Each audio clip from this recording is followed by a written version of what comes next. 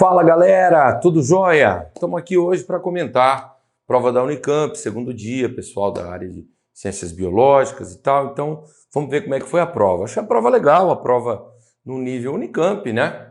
Então algumas questões relativamente tranquilas, algumas exigindo um nível de conhecimento um pouquinho maior, né?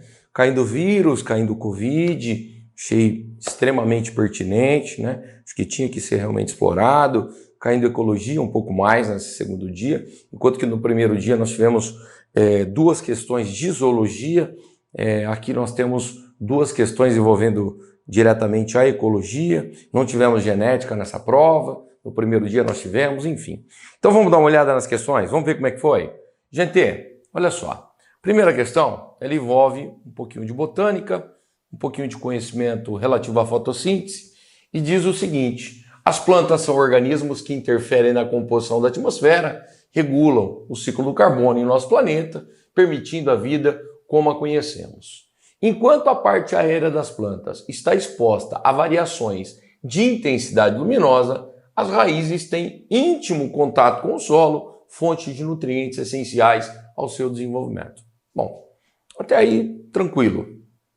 Considerando a figura a seguir e a biologia de uma planta terrestre, mesófita. Esse termo aqui significa uma planta que não vive em local com abundância extrema de água, mas também não é adaptada a viver em locais com escassez de água, tá? É aquela planta intermediária. Bom, na ausência de luz, eu acho que a expressão aqui que é mais importante para você conseguir resolver a questão com tranquilidade é essa expressão, né? Ausência de luz. Assinale a alternativa que identifica corretamente as moléculas na posição numerada. As setas indicam o sentido do movimento da molécula. Bom, primeira coisa, né? Algo entrando pela folha, pelo estômago. Aí você diz, bom, professor, eu aprendi que pelo estômago ocorre troca gasosa. Nós temos entrada e saída de gás carbônico e oxigênio. E geralmente isso é dado com foco principalmente na fotossíntese. Quero que você entenda aqui, você quer ver uma coisa? Olha só para eu poder mostrar aqui para você isso aqui, dá uma olhada. Né? Você quando vê um esquema como esse, o que você percebe? Que você tem aqui gás carbônico entrando, né? A planta absorvendo luz, produzindo glicose. A gente sabe que depois que ocorre a fotossíntese, a planta transforma a parte da glicose em frutose e depois transforma em sacarose, que é a glicose ligada com a frutose. Aqui. A água é absorvida pela raiz das plantas. Então a planta absorveu gás carbônico, absorveu luz, absorveu água com sais, chegou na folha, a parte da água é transpirada e aí realiza a fotossíntese. A sacarose, que é o açúcar, começa a descer pelo floema, água e sais sobe pelo xilema, tranquilo, só que você tem que tomar cuidado porque ele diz que a planta está sendo avaliada à noite, com ausência de luz. E no momento que tem ausência de luz, que nós não temos a luz, a planta não está fazendo a fotossíntese. Logo, a planta não está absorvendo gás carbônico. Você percebe? Logo, a planta não está liberando oxigênio pelos estômatos. Né? Aí você fala, bom, então o que está acontecendo? Está acontecendo isso aqui, Número 1 corresponde ao oxigênio. Por que o oxigênio? Porque se a planta está à noite e não está fazendo fotossíntese, entretanto ela respira, ela precisa captar oxigênio para poder fazer a respiração, uma vez que as mitocôndrias estão ali presentes. Então você tem que tomar muito cuidado porque estava na ausência de luz. Então um seria oxigênio. Esse 2 aqui seria o quê? Seria gás carbônico. Muita gente aí deve ter colocado o contrário, porque não se atentou a esse detalhe, tá? Aí depois vem o número 3. O que é o número 3? Uma setinha descendo pelo caule. Só pode ser o quê? Só pode ser sacarose, só pode ser seiva elaborada. Você tá entendendo? Só seiva elaborada. Aí você vai me perguntar, mas à noite tem condição de seiva elaborada? Pouco, mas tem. Não é como durante o dia, mas tem. Tá? Então seria aqui a sacarose. E o número 4, veja, sacarose? Não. Nitrogênio sim, sim, sacarose não. Quer dizer, eu tenho captação de nitrogênio. Quando é uma leguminosa, eu tenho a Rhizobium fazendo todo o processo de captação de nitrogênio, transformando em amônia, colocando na raiz da planta. Se é uma outra planta qualquer que não seja leguminosa, nós temos absorção de nitrogênio na forma de nitrato. Mas a única alternativa possível aqui seria então a alternativa C. Beleza? Uma questão legal, bem montada, com essa pegadinha. Tinha que tomar um pouco de cuidado com relação a essa expressão. Fechou? Vamos ver a próxima? Dá uma olhadinha. Ó, considerando uma comunidade marinha que compreende muitos ancestrais dos filos de animais modernos, considere ainda que uma adaptação proficiente, quer dizer, uma ótima adaptação, foi introduzida em uma única espécie. Então, você imaginar que numa comunidade marinha, numa determinada espécie, ocorreu uma adaptação excelente, tá? Numa única espécie dessa comunidade. Aí ele continua o texto. O resultado da adaptação seria um rápido aumento, tanto na abundância relativa da espécie, quanto no espaço explorado por ela. Então ele está dizendo que com essa adaptação, o número de indivíduos aumenta, tá? E o espaço explorado pela espécie também passa a ser maior. Então, perceba, aumentou a população daquela espécie dentro da comunidade e o espaço que ela percorria e explorava passou a ser maior. Bom, continuando o texto. As interações bióticas podem ser consideradas agentes de seleção. Lógico, eu tenho N fatores que podem ser considerados agentes de seleção. Competições, predatismo, parasitismo e aí vai. Aí ele continua. E a interação das comunidades de espécies em seus próprios ambientes seletivos é uma fonte de diversificação. Tudo bem.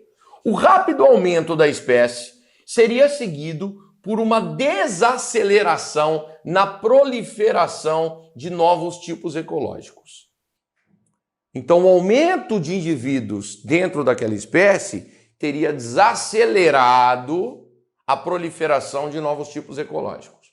Perceba, ele está querendo no texto te mostrar toda uma situação de contextualização ecológica quando uma determinada espécie tem o número de indivíduos da sua população aumentado. Quando o ambiente explorado passa a ser mais intensamente explorado, numa área maior. Aí vamos continuar o texto. A tragédia dos comuns, quando os interesses ou ações de uma espécie são prejudicadas, a comunidade como um todo deve ser evitada para o sucesso da comunidade marinha. Senhores, é uma questão tipicamente de ecologia, envolve muito o gráfico de população. Você dá uma olhadinha aqui, ó. Dá uma olhadinha. Esse gráfico aqui que a gente estuda quando está falando de dinâmica de população, onde você percebe que toda espécie tem uma capacidade de K no ambiente, que é aquela capacidade limite que o ambiente suporta. Aí a gente tem o potencial biótico, quer dizer, uma dada espécie tem uma determinada condição biótica de crescimento, mas nunca ela consegue crescer dessa forma, ela acaba crescendo como CR, crescimento real, porque existe uma resistência ambiental. Essa resistência ambiental, na verdade, ela se deve à competição, ela se deve ao parasitismo, ela se deve ao predatismo. O texto tenta exaltar todas essas coisas nas entrelinhas, para que você lembre desses detalhes todos que são ensinados dentro das aulas de ecologia. E aí, no momento que você volta para uma questão como essa, repare, baseado em seus conhecimentos em ecologia e evolução, assinale a alternativa correta. A população da espécie com a adaptação aumentaria infinitamente, pois seus recursos são ilimitados e haveria aumento das interações bióticas. Senhores, não tem como a espécie aumentar de forma infinita. Os recursos não são ilimitados, eles são limitados. Por isso que a população não cresce como PB, como potencial biótico, ela cresce como CR, que é a capacidade real de crescimento. E chega um momento que ele estabiliza. Justamente porque existe um limite de água, de espaço, de alimento, enfim. Então a alternativa A está totalmente descabida. Alternativa B. A espécie com adaptação seria um agente de seleção de outras espécies pelo uso de um recurso comum, impulsionando a evolução dos concorrentes. Isso está extremamente lindo, frase perfeita. Essa espécie extremamente adaptada, que sofreu uma ótima adaptação e tudo mais, obviamente que é um agente de seleção de outras espécies. Por quê? Porque existe principalmente a competição intraespecífica, mas também interespecífica, que tem a ver com o gráfico que eu acabei de te mostrar. Então ela acaba sendo um fator de seleção? Lógico que acaba. Muitas vezes, lembra do nicho ecológico, quando você tem espécies que apresentam um nicho ecológico muito semelhante, você pode até incorrer numa situação que é o princípio da exclusão competitiva e pode até extirpar uma determinada espécie, por conta de você ter uma competição muito desigual, uma espécie muito mais adaptada do que a outra. Então a alternativa correta realmente aqui é a alternativa B, tá? Se ele fala a proliferação da espécie com a adaptação, seria motivado pela saturação ecológica e pela exaustão de recursos pelas outras espécies. Não. Nada a ver. Você entra numa situação de competição, não de exaustão de recursos. Então, o C fica descabido e o D, deixa eu tirar aqui a canetinha, senão você não consegue enxergar. A comunidade marinha permanecerá inalterada se a espécie com a nova adaptação apresentar abundantes interações bióticas interespecíficas. Não.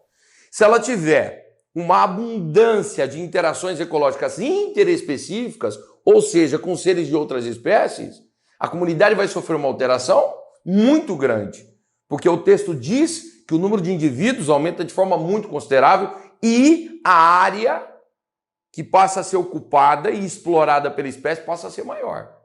Então ela não chegava numa determinada área, ela passa a chegar. Então vai alterar muito, né? Então a alternativa D também não tem nada a ver. Então a mais correta aqui é a B. Deixa uma questão bem construída, o texto um pouquinho confuso, principalmente a parte final do texto, mas eu acho que até por exclusão se acabaria aqui chegando na alternativa B. Tá bom? Gente, olha a próxima. A osteoporose é uma doença caracterizada pela baixa densidade da massa óssea total e pela deteriorização da microarquitetura do tecido, levando a um aumento da fragilidade óssea. Algumas células presentes no tecido ósseo são representadas na figura a seguir. Ele faz a representação, dando destaque para o osteoblasto. Deixa eu pegar aqui. Osteoblasto. E para o osteoclasto. E ele diz assim, considerando as informações apresentadas e os conhecimentos sobre o tecido ósseo, é correto afirmar que a osteoporose pode ocorrer. E a alternativa correta aqui seria a alternativa A. Pode ocorrer pelo aumento da degradação da matriz óssea por conta dos osteoclastos. Essa seria a alternativa correta. Você vai me dizer, professor, por quê?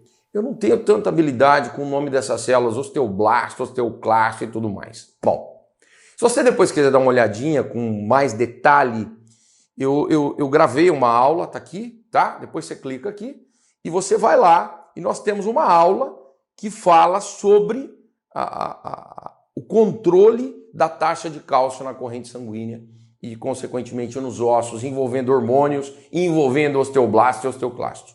Você quer ver? Ó, o esqueminha que resume isso é esse esqueminha. Nós temos um balanço da taxa de cálcio. Você não precisa decorar o valor, mas só para você ter uma ideia. A taxa de cálcio normal, tá?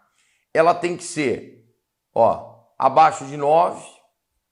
O desbalanço, né, tem que ficar abaixo de 9 ou acima de 11 miligramas a cada 100 ml de sangue.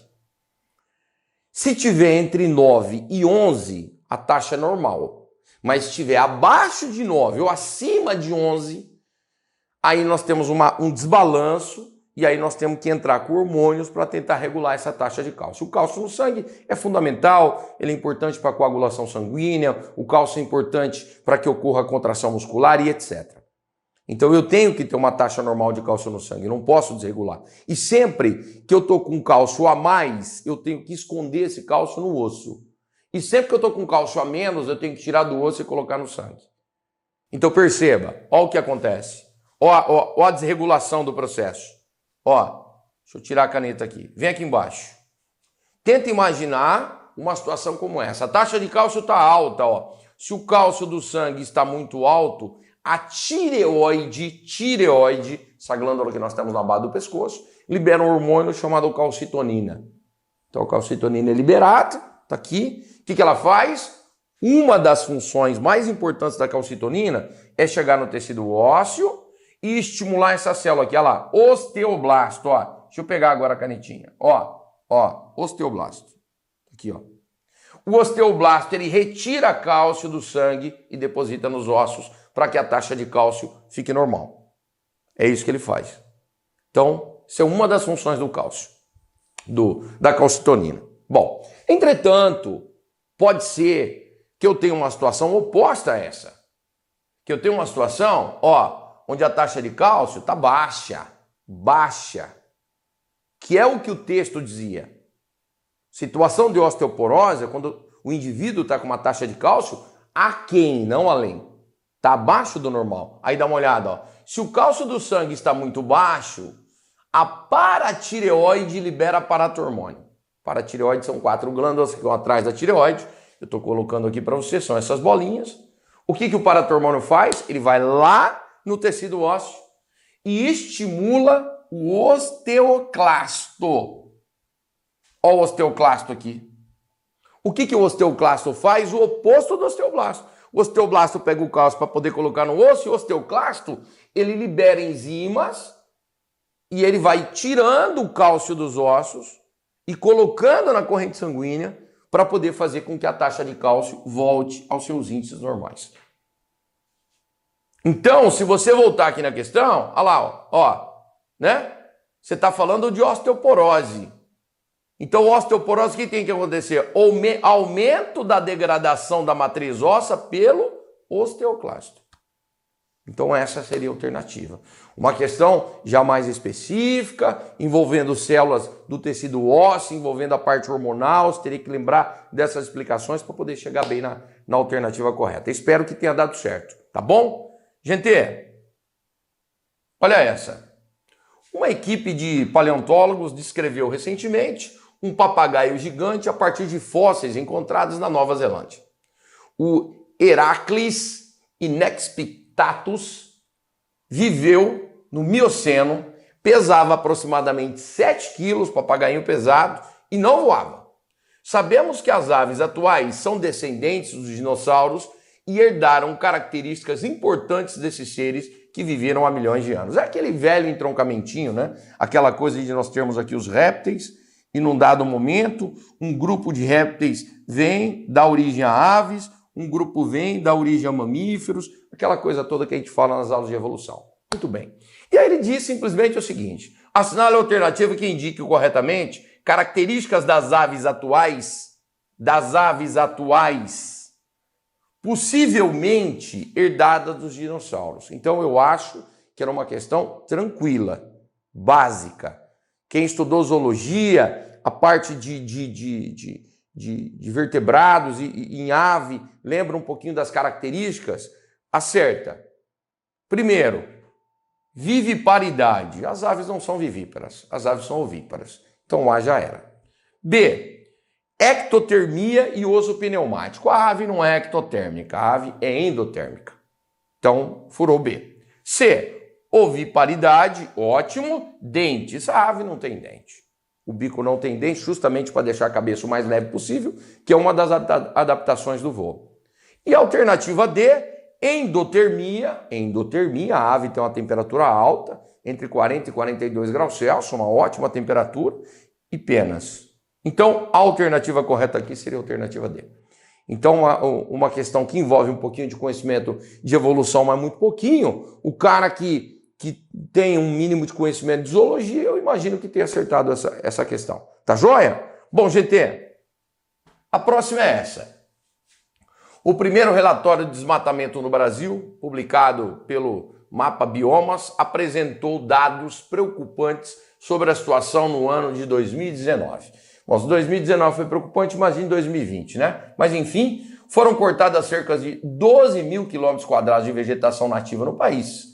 Após sobreposição com dados com base de dados oficiais, constatou-se que 99,5% da área de desmatamento detectada pelos alertas apresentaram irregularidades. 99,5% desse desmatamento irregular. Segue. Bom, acho que não é novidade para ninguém isso, né? Que incluem desde a localização em áreas protegidas ou com restrições legais até a ausência de autorização para a supressão da vegetação. Bom, então ele vem aqui, dá esse mapa para você, representa aqui, né, no mapa Amazônia, Caatinga, Cerrado, Pantanal, Mata Atlântica, Pampas. Ele pega alguns dos principais biomas que nós temos, né? Os maiores aí, não coloca todos, não colocou mata de araucária, não colocou mata de cocal, mas enfim, ele quer dar foco a esses biomas e aí ele vem com um relatório dizendo, olha lá, área desmatada em 2019, olha lá, 12.187 quilômetros quadrados de área, né, que ele tinha dado um valor aproximado e tal. Aí ele coloca, né, o quanto foi na Amazônia, no Cerrado, no Pantanal, na Caatinga, na Mata Atlântica e nos Pampas. Bom, o mapa a seguir representa os biomas brasileiros. As barras indicam as respectivas áreas desmatadas no ano de 2019, conforme o relatório. Aí vem. Considerando os conhecimentos sobre biomas brasileiros, então uma questão também que se aprende isso em biologia, aprende também em geografia, então as duas disciplinas te ajudam na resolução dessa questão. E as informações fornecidas, é correto afirmar que o bioma com menor área de desmatamento, qual era o de menor? Era o Pampa. Lembra? Pampa, tá? Um campo tropical, um campo temperado, certo? Era o Pampa. Bom, continuando. O bioma com menor área de desmatamento apresenta planície aluvial, é influenciada por rios que alagam a região, processo fundamental para a abundância de nutrientes do solo. Aí ele já está falando, na verdade, do Pantanal. Então, não é o Pantanal, tá? Menor é o Pampa. Se você quiser dar uma olhadinha, olha lá. Tá vendo? Ó o Pampa aqui, ó. Tá? E ele começa, na verdade, a citar a característica do Pantanal no A. Então, o A não pode ser. Vamos seguir. Ó o B. 1/3 do total da área desmatada, 1/3, vamos ver quem que é 1/3. Bom, nós tínhamos um total de 12 mil, deixa eu limpar isso aqui. Ó, tínhamos um total aqui de 12 mil, vamos arredondar, 1/3, 4 mil quilômetros, então seria o Cerrado. Então ele está falando do Cerrado no B. Vamos lá? Ó, 1/3 do total da área desmatada corresponde a um bioma característico de savana. Sim. É uma questão de nome regional, né? É a nossa savana, é o Cerrado, tá certo? Então é um campo tropical, esse sim é um campo tropical, com floresta estacional e campo e elevado potencial aquífero que favorece a biodiversidade. São características do Cerrado? Obviamente que são características do Cerrado, né? O bioma cerrado apresenta essas características. Então, a alternativa aqui seria B. Dá uma olhada no C. O bioma com maior área de desmatamento, que seria a Amazônia, né? É exclusivamente o brasileiro, aí já para, né? Nós temos isso na Colômbia, temos isso no Equador, temos isso no Peru, então, e aí vai, né? E o D, 2/3 da área desmatada, representa um bioma com grande reserva de madeira tropical, que seria a floresta amazônica, vegetação rica em espécies de plantas suculentas e com espinhos, e fontes de riqueza natural. Não, essa planta suculenta e espinho seria xique-xique, seria mandacaru, seriam cactáceas. Aí nós estaríamos falando da caatinga e não da floresta amazônica, porque aqui 2/3 é a floresta amazônica. Então a alternativa D também não pode. Então realmente é B de bola. Beleza? Bom, dá uma olhada nessa. Uma questãozinha de doença, achei legal, né? Dá uma olhada aí, ó. As doenças tropicais negligenciadas afetam principalmente as populações que vivem em condições de pobreza, sem acesso ao saneamento básico e com contato com diversos vetores. Nesse contexto, a esquistossomose, como cai essa doença, né, gente? É uma endemia no Brasil. Você tem áreas geográficas no Brasil onde a esquistossomose está sempre presente, a gente fala sempre. Doença de plateu minto, as que mais caem, esquistossomose, teníase e, de vez em quando, a cisticercose. É uma das mais emblemáticas doenças parasitárias causadas por plateu minto no Brasil. Assinale a alternativa que preenche corretamente as lacunas na frase a seguir. Veja, você teria que lembrar desse esqueminha aqui, ó. Dá uma olhada. Vamos rapidamente? Olha o xistossoma mansoni, macho e fêmea, ficando nos vasos mesentéricos, na veia do fígado, descendo a fêmea, depois de copulada para o intestino, depositando ovos, o ovo rasga o intestino, sai nas fezes, esse ovo cai na água, tem que ser ambiente do ciclo, água mais parada, esse ovo eclode, olha o que forma, miracídio, uma larva ciliada, essa larva tem que nadar e encontrar um caramujo, olha lá, gênero Biompalário, família Planorbidae. Aqui dentro ocorre reprodução assexuada, o caramujo é hospedeiro intermediário, o homem é hospedeiro definitivo. Aí do caramujo surge uma outra larva, que são as cercárias, que é a forma ativa larval. Se o homem entrar numa água dessa, essa larva penetra pela pele, cai na corrente sanguínea e aí inicia o ciclo novamente.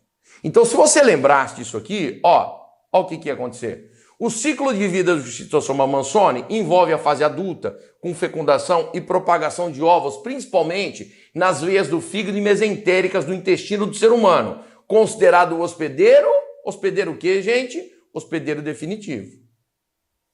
O homem é hospedeiro definitivo. Já fica entre A e C. Aí continua. Os ovos são, então, excretados nas fezes, e em contato com a água eclodem e liberam os... Você viu lá o esqueminha? Libera o quê, pessoal? Liberam os miracídios. Ó, só aqui você já chega no C.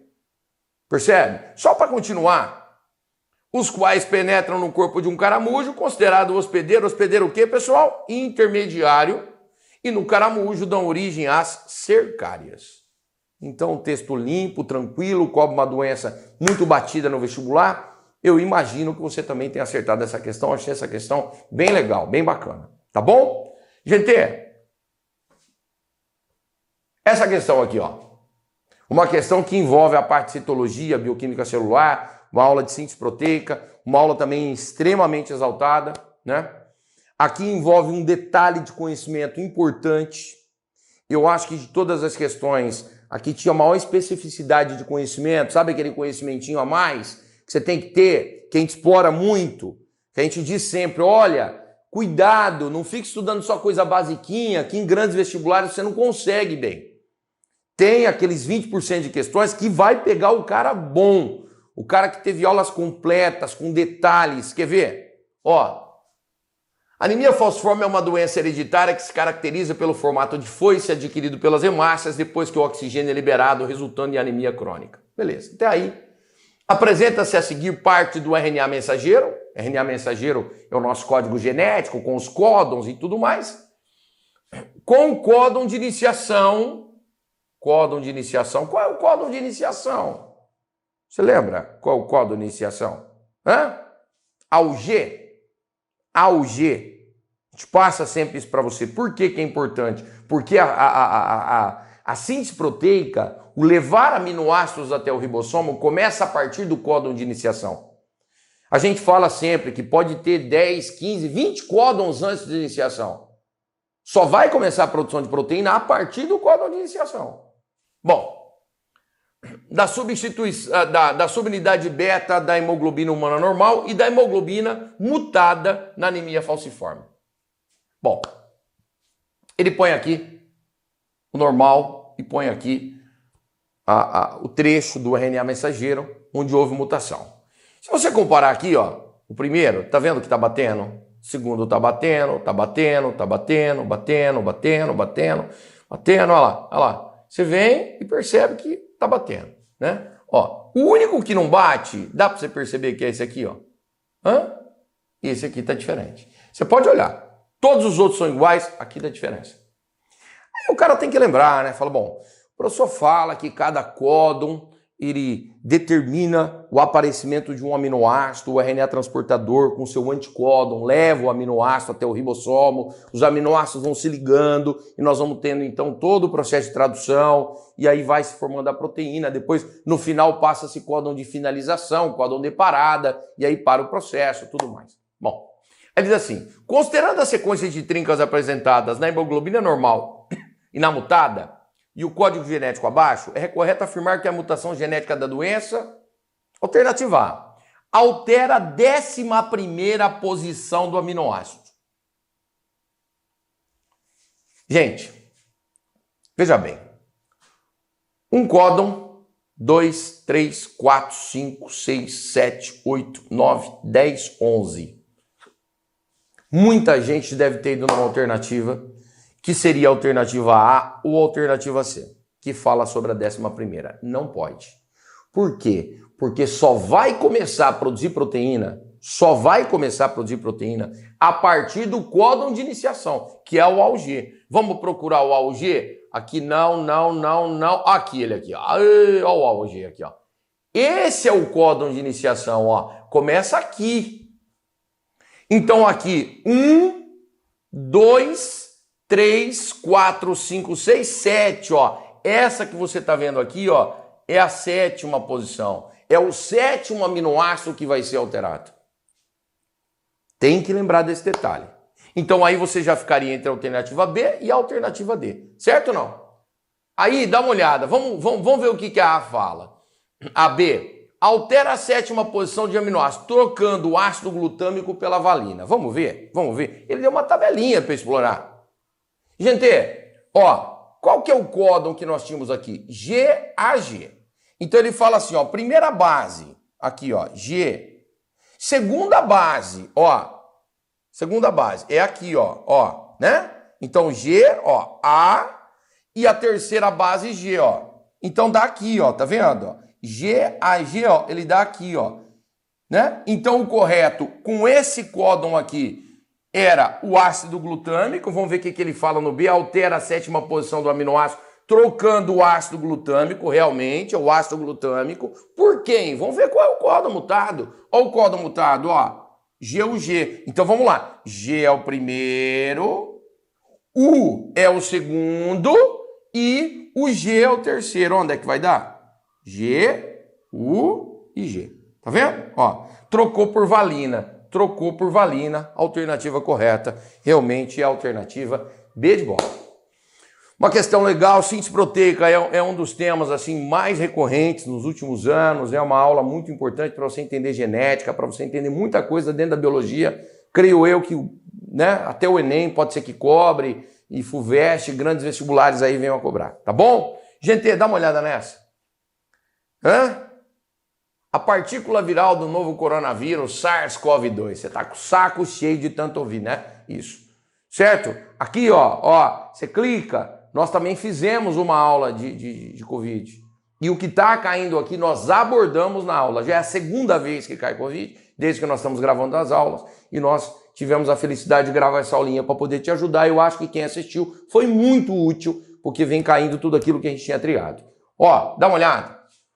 Conhecida como vírion, né? A partícula viral, você sabe que é conhecida como vírion. Vírus é quando ele está ativo dentro da célula, se reproduzindo. Então, vírion é constituído por poucas proteínas e uma fita de RNA. É um vírus de RNA. E um envelope derivado de estruturas celulares como membrana plasmática e organelas. Você sabe que o vírus da Covid, o SARS-CoV-2, é um vírus envelopado. Então ele tem RNA, ele tem o capsídeo, que é feito de proteína, e existe o envelope lipoproteico. Lipídios, fosfolipídio, porque ele geralmente arranca, quando ele vai sair da célula, um pedaço da membrana plasmática. Antes de sair, ele coloca a proteína viral lá, a spike, que é a mais famosa, que dá aquele aspecto de coroinha nele, etc. Então ele está descrevendo isso para você. E aí ele diz assim, ó, a Organização Mundial de Saúde recomenda hábitos de higiene para a prevenção da contaminação do SARS-CoV-2, incluindo lavar a mão com frequência com água e sabão. Água e sabão. Água e sabão. Aí ele vem e diz, considerando seus conhecimentos sobre vírus, assinale a alternativa que justifique a recomendação apresentada no texto. Para que serve essa água e esse sabão? Você lembra? Desestrutura o vírus. Se estrutura. Você tem que entender que quando você pega sabão, quando você vai lavar a louça, muitas vezes não tem aquele sabãozinho que você passa a buchinha para poder lavar a louça. Ele não dá aquela dissolvida no lipídio, ele não tem aquela função detergente de dissolver. Perceba, o sabão ele apresenta propriedades que são apolares, que infiltram no meio do lipídio e desagrega. Aí na proteína, professor, na proteína pode causar desnaturação da proteína. Vamos ver o que ele vai focar. Você quer ver? As poucas proteínas que compõem o nucleocapsídeo são diluídas em contato com sabão e água, na qual existe pouca tensão superficial e, portanto, a partícula viral não é capaz de infectar a célula. Nada a ver. Nada a ver. Isso aqui não tem nada a ver, isso está completamente equivocado. Primeiro, as poucas proteínas que compõem o nucleocapsídeo. Primeiro que ele tem bastante proteína. Ele não tem pouca proteína. E essa expressão aqui, ó, nucleocapsídeo, eu não sei se você lembra, ela quer dizer núcleo de ácido nucleico que ele tem RNA e capsídeo. E o capsídeo é só feito de proteína. E, na verdade, o que a água com sabão vai fazer é desintegrar o envelope. Vamos continuar. O envelope, o envelope viral é formado por lipídios, moléculas anfipátricas. O que significa? Tem região polar e apolar, certo? Fosfolipídio, a cabeça é polarizada e o corpo é apolar, né? Que em contato com sabão e água, moléculas apolares e polares, respectivamente, tá certo? O sabão apolar e a água polar tem sua estrutura rompida, inativando assim a partícula viral. Aí sim, show, show. Envolve um pouco de biologia, envolve um pouco de química. Ó que bacana.